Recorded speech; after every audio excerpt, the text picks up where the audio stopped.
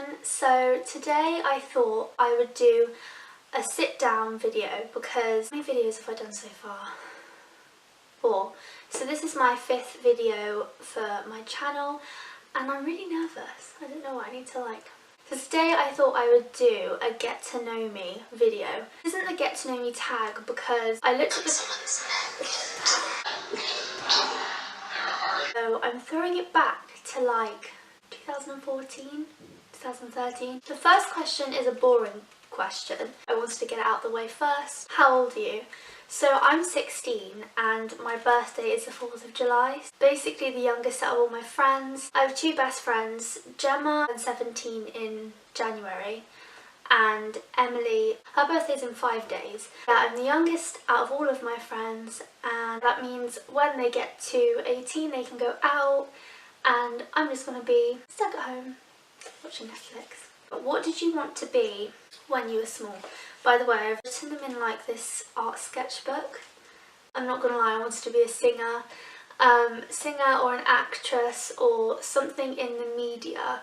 I used to do singing, have singing lessons, I used to play piano, I used to go to dance clubs, I used to do ballet. As I got older, I went to secondary school, my confidence kind of dropped and I just never went back into it, which is kind of sad, but I've always loved it and I admire everyone and anyone who has the confidence to do it.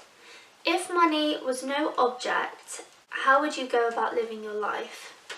I've thought about this question and I feel like if it was no object right now, I'm not gonna lie, if I'm completely honest, I would probably drop out of college. I do like education and I love learning stuff, and I'm currently taking a psychology A-level and I'm absolutely obsessed with that. So I would want to carry on education in some way or form, but college just isn't a place where I'm at my happiest. I'd probably try and start my own business, whether it's to do with vintage clothing or fashion. I dedicate a lot of my time to my YouTube. I just love it. It's for me, it's like a personal diary of I can look back at this when I'm older and see what I was like when I was 16 and how my mindset was and everything like that. Carry on with my YouTube.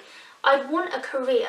I don't know what I want to do yet, so I can't really say what I want to do. Probably get my own apartment because I do want to live on my own for a while. I'd travel for basically all of my younger years. I'd travel, meet new people, experience new things. And when I was older, I'd probably come back to where my hometown is and buy a really nice house here, raise my children where I grew up, because I just really appreciate where I live. It's in the countryside in a small town. I did have a lovely childhood, so yeah, that's what I want for my children. That's what I'd do if money was no object, even though most of those things I've said I would like to achieve anyway, but obviously money and life gets in the way. So what fictional place would you most like to go? Hogwarts, definitely. Literally, whenever I describe, if I'm talking randomly to my friends saying, oh, I imagine if you could do this or something like that, they're always you just want to be in Hogwarts, and I'm like, yes, I really do. I want to be Hermione. With her time travel thing. There's so many possibilities at Hogwarts. I'd want to be in Hogwarts. The camera angle may have just changed because the camera went off for some reason, I don't know why. What skill would you like to master and why? And I was saying how I'd written down positivity. Lately in my life, I've just basically realised how much of a negative person I've been recently. If you didn't know, you won't know this, but all my friends will know this.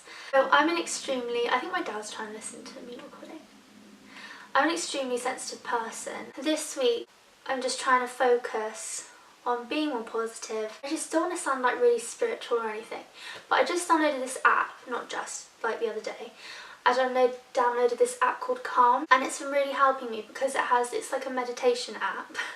There's a gratitude one. Once I think of all the things that I'm grateful for in my life, I just instantly feel more positive, and I don't know what the science is behind that, but when you're in a negative mindset, for me personally anyway, I'm constantly thinking, I want this, what's my future going to be like? Why can't I have this? Looking at what other people have and you don't, and completely forgetting about what you do have.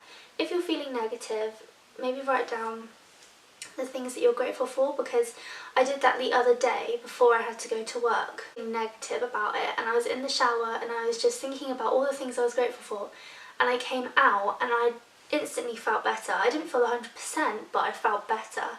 And then I got to work and because it's just been a snow day, it's been like really bad in England, I got to work and she was like, oh, you can go home, we don't need you. Like, I was like, alright. Are you usually late or early? Late. Like, I don't even know why I thought about that. I'm late to literally everything. I don't have an excuse, I need to fix it and it's bad, so yeah, I'm late all the time. I saw this question and I found it really interesting, it really stood out to me, and it was, what stuff do you like doing the old-fashioned way? And the first thing that came into my mind was writing stuff down, because I was reading this off my phone and then writing it into a book. So I like to write stuff down. I feel as though I can get, like, when my brain's feeling just full and like I can't deal with anything anymore and I feel so overwhelmed, if I write it all down, I feel as though it's come out of my brain and I just feel so much better. So I'm definitely a writer. It just makes me feel so much better writing. So I'd say that's one thing I guess is old-fashioned in a way. But then I was also thinking, I was having this conversation with a few of my friends the other day whilst I was at college, and we were speaking about just meeting people in general, or like meeting or like dating or whatever. And we were saying how, having this conversation with my group of friends and this boy, and I was saying how I personally want to meet someone in real life, and this boy was just like, it's not the 1950s. And I was like, what has this world come to? I know some people have amazing relationships that come from social media, and maybe that will happen to me, but personally I would like to meet someone in real life, and even if I met them online, I'd want our time to be spent in real life, which I feel like everyone feels that way. It's kind of old-fashioned, even though it shouldn't be. I don't know. Zodiac sign. My zodiac sign is Cancer. I was born on the 4th of July, which I think I said at the start of the video, I can't remember now. What do you spend most of your time thinking about? A lot of things. My future. At the moment, I feel as though there's a lot of pressure in college, in just at this age of being 16, feel anyway, I need to know what I want to do, but I'm slowly learning that I don't need to know what I want to do, and it will fall into place. Yeah, I do need to focus on the now rather than the future, but I do worry about the future a lot. What are you currently obsessed with? Oh my god, literally The Vampire Diaries. I know it was like a thing years ago, but I just never watched it years ago, and I was just bored one day and didn't know what to watch on Netflix, and I just clicked on The Vampire Diaries and I loved it for I did season 1. But then I got a bit bored of it, so I went off it, watched something else. But then I came back to it. Ever since, I've been hooked. I'm nearly finished, which makes me so upset. Did you ever have a terrible breakup?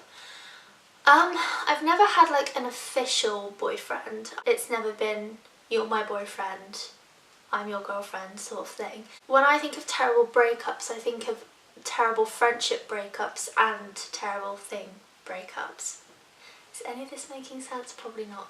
But yes, I have had terrible breakups in general, whether it's been with friends or anything more than that. But basically all of them, it's resulted in never speaking or like not even acknowledging each other, which I find really upsetting. I'm such a friendly person, I want to be friends with everyone, and I don't like having beef or, you know, drama. It's just not worth it. I'd just rather be civil and friendly with someone. But if you could make one rule that everyone had to follow, what would it be? I wrote down here respect. I understand that not everyone's an empathetic person, but even if you don't understand someone's situation or why they're doing a certain thing, I think it's still important to respect that decision. I don't know, it's just something that was on my mind recently, and yeah, probably I'd want everyone to respect others. The last time you said you love someone, I said I love you to my mum this morning and over text. I think we're done. So that is all the questions I've answered. Or, I don't know. I really hope whoever's watching feels like you've gotten to know me a bit more. I really love talking, if you can't tell. I do ramble, but I'm going to try and cut this video down as short as possible. I've really enjoyed this video. If you liked it, then maybe give it a like. And if you want to subscribe, then it's down below. But yeah, thanks for watching, and I'll see you in my next video. Bye!